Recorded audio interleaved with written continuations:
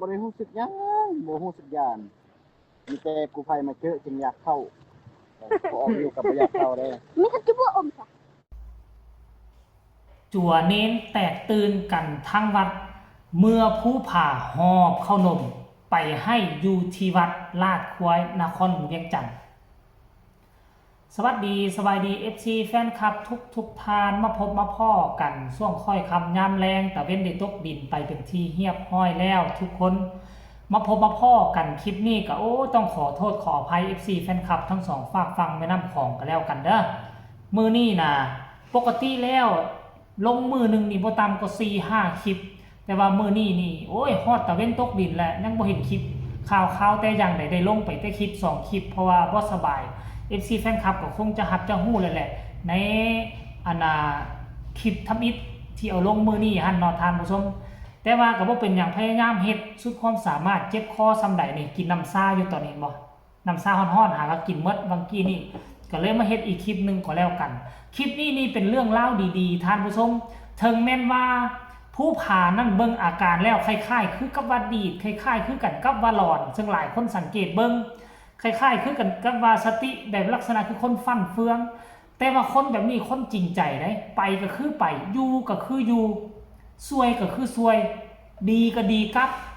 ให้ก็ให้กับได้คนประเภทนี้เนาะมีวัดแห่งหนึ่งในนครหลวงเวียงจันทน์ห่างจากบอนค่อยอยู่นี่ประมาณ12-13 กิโลเนาะทั้งจั่วน้อยเน้นน้อยเพิ่นอยากเจอทิศผู้ผาเพิ่นอยากได้ขนมของต้อนกับทิศผู้ผาค่อยกับบ่แน่ใจว่าขนมของต้อนตัวนี้มันของผู้ผาได้มาจากสวรรคเขตเป็นเป่านั่นบ่แล้วเพิ่นอยากฝากไปให้พ่อแม่อยู่ทั้งร่องแจ้งแล้วเพิ่นบ่มีเงินฝากแล้ววันนี้ทั้งเน้นน้อยหั่นน่ะเน้นน้อยก็เป็นส้นเผาคามุคือกันอยากเจออยากเห็นอยากได้อยากกินขนมของอาทิตย์ผู้ผาความจริงแล้วเน้นน้อยเพิ่นก็มีขนมของเพิ่นอยู่แหละเพิ่นไปบิณฑบาตแต่ละเช้าแต่เพิ่นก็อยากกินนะของทิศผู้ผาเอามาแต่สวรรคเขตเพิ่นก็ทักทายไปทั้งผู้ผาก็บ่รอซ่าย่างสั่นตัวป้าโถย่างบ่สามารถเอามาเป็นเป่าได้ก็จกขนมใส่กระเป๋าสีดำเนาะมาหน่อยนึงประมาณโล2 โลนี่แหละย่างเข้าไปในวัดหู้ข่าวบางคนก็ยังบ่เชื่อบางรูปนะพระสงฆ์บางรูปก็บ่เชื่ออันนี้มันผู้พาแท้วะทั้งเน้นน้อยน่ะเน้นน้อยอายุนี่ประมาณจัก5 ปี6 ปีเป็นชนเผ่าขมุเว้าภาษาเดียวกันกับผู้พาก็บอกว่าแม่นละวะอันนี้แหละตัวจริงของผู้พาตัวจริงของไอ้มืดซั่นเด้ตัวจริงผู้พาคนติดถ้ำนั่นน่ะก็มีการถามสารทุกข์สุขดิบบอกว่าหิวข้าวบ่ตอนอยู่ในถ้ำนู่นนี่นั่นท่านผู้ชมรายละเอียดจะเป็นแนวใดจะสนุกสนานเพียงใดให้ทุกคนไปชมคลิปนี้นำกันสากลแล้วจังมาพ้อกันในช่วงต่อไปโอ้บุญแล้วไงปะเด็กประเดี๋ยวแล้วจะเอาดาโห้ยดีโห้ยมันกูยังช่วยยังเต้นไม่อึบุญโอ้เอาละเต้นเป็นโมบนเบื่อ5 คนต้องคนในนอกละมอด2 คนเนาอุ่นที่หอมได้ห้ามก็พูดถึงยังไงเนี่ยตอนนี้ออกบริหูสึกยังโมหูสึกยานมีแต่กูภัยมาเจอจึงอยากเข้าพอออกอยู่กับอยากเข้าได้ไม่ทันจะบ่อมค่ะปัจจุบันงัดจะงัดจริงงัดเลยผมทำเอามาจะว่าไม่จูบุดเดี๋ยวทำเอาว่าข้างนอกเอามาไล่ก็บอลอนมันไกลเมื่อยเอาเราเก็บขึ้นได้แบบนี้กราบไทยสบายดีไม่เลอะหลังจากเอาเครื่องแล้วให้พรออกเด้อจับปะพี่จับให้พรนะให้เพื่อนเราใส่นี่ตุ่มขน้อยกันนี้ตุ่ม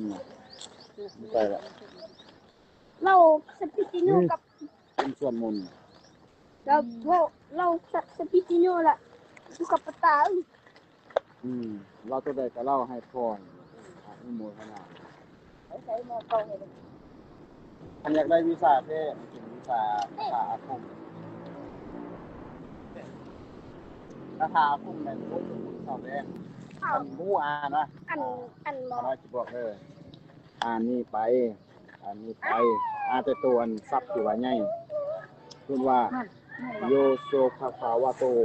อะระหังสัมมาสัมพุทโธแล้วก็อ่าน แม่น ตรงนี้ไปได้ คนจะได้ นมแล้ว ตัวเองจะให้เพื่อนโอ้ คือว่า พี่น้องก็เขามาให้แล้วถ้าไม่จะไปแก้ให้ใครก็ได้ทีหน้าทั้งกะลีมาหรือว่า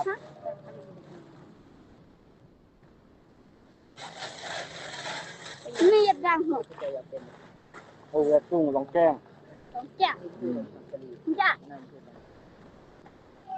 อันเมืองลำบาก ต้นรับ เมื่อมันบ้างมันร่วมพอบ้าง ทุกอย่างมันมีหมดแยะ โอ้มันกระมุเอียมันนี่เป็นเด็กน้อยอันทางน้ำเมืองน้ำบากเป็นเมืองของวันที่น้อมอยู่เนาะ เอาเป็นนอนวันเลย ดูวัดลาดคุ้ยเด้อทางเข้าโนนสะอาดหลักที่เก่า ผู้ดมพลมันแต่ ก็มาติดเลย ปรับมาคิดปรับมาข้าวเลยบ่ เหลือเชื่อเลยทุกคนถึงแม้นว่าสีหน้าค่าตาของผู้พากันเบิ่งแล้วก็คือบ่พองใส่บันไดหลายคนเห็นกับคันบ่ฮู้จักกับสิย่านผู้พาพุ่นแล้ว แต่ว่าเข้ามาในวัดแห่งนี้นี่นะสนุกสนาน โอ้ยหัวกันแตกวุ่นเปรียบเสมือนว่าผู้พาเป็นไอดอลเปรียบเสมือนผู้พาเป็นดารามาแต่เมืองไทยพุ่นได้ทุกคนโอ้โหท่านผู้ชมถือว่าสุดยอดเห็นคลิปนี้แล้วค่อยก็รู้สึกดีอกดีใจรู้สึกหัวยิ้มไปน้ำผู้ผ่าเห็นบ่ล่ะชีวิตของคนเฮามันก็มีทุกข์มีสุขมีสถานที่ที่เหมาะสมกับเฮาและมันก็สิมีสถานที่ที่บ่เหมาะสมกับเฮามองใดเฮาอยู่แล้วรู้สึกมีคุณค่าบอนใดเฮาอยู่แล้วรู้สึกว่ามันมีความสุขคนให้เกียรติเฮาก็อยู่บอนหั่นบอนใดอยู่บ่ได้ก็อย่าสุไปซ่อนอยู่ยิ่งซ่อนอยู่ยิ่งทรมานใจยิ่งเจ็บซ้ำนำใจยิ่งจะเฮ็ดให้เฮาคิดสั้นหาทางออกบ่ได้มื้อนี้ผู้ผ่าบางครั้งบางคราวอาจจะเดินมาถึกทางแล้วเดินมาฮอดวัดแห่งนี้น่ะโอ้ยทั้งจั่วทั้งเนนเพิ่นดีอกดีใจที่ได้พบผู้ผ่าความจริงแล้วน่ะเนนน่ะเพิ่นไปบิณฑบาตขนมของต้อนเพิ่นมีหลายเพิ่นได้กินหลายแต่เพิ่นอยากกินของทิศผู้ผ่าของคนติดถ้ำมันสิเป็นแนวใดมันสิแซ่บกว่าของตนเองไปบิณฑบาตบ่หั่นน่ะท่านผู้ชมเนาะอันนี้ก็คือเรื่องราวของผู้ผ่าที่เกิดขึ้นมื้อนี้เพิ่นไล่สดไปคักแน่ FC แฟนคลับเห็นแล้วก็คงจะดีอกดีใจเห็นการเคลื่อนไหวของผู้ผ่าแล้วนำเสนอให้ทุกคนได้เห็นแล้วก็ฝากทุกคนกดไลค์กดแชร์คลิปนี้เอาไว้ก็แล้วกันเด้อทุกคนผู้ใดมีคำคิดคำเห็นแนวใดอยากส่งกำลังแห่งใจไปให้ทิศผู้ผ่าก็ส่งมาได้ทางใต้คอมเมนต์ค่อยทักแชทไปหาผู้ผ่าขอเบอร์โทรส่วนตัวแล้วเด้อรอถ้าเราตอบมาขั้นกรณีว่าเราบอกเบอร์โทรมาแล้วค่อยก็จะมาเฮ็ดคลิปอีกคลิปนึงก็แล้วกันสิมาบอกเบอร์โทรสำหรับพี่น้องฟังไทยที่มีใจบุญอยากจะช่วยเงินให้ผู้ผ่าเล็กๆน้อยๆก็ได้เดี๋ยวค่อยได้เบอร์แล้วค่อยสิมาประกาศเด้อแล้วซุมเจ้าได้เบอร์แล้วแล้วซุมเจ้าก็โทรติดต่อหาเราเองก็แล้วกันเด้อทุกคนเนาะสำหรับคลิปนี้ก็ลาทานผู้ชมไปเพียงซ้ำนี้ก็แล้วกันเด้อสบายดี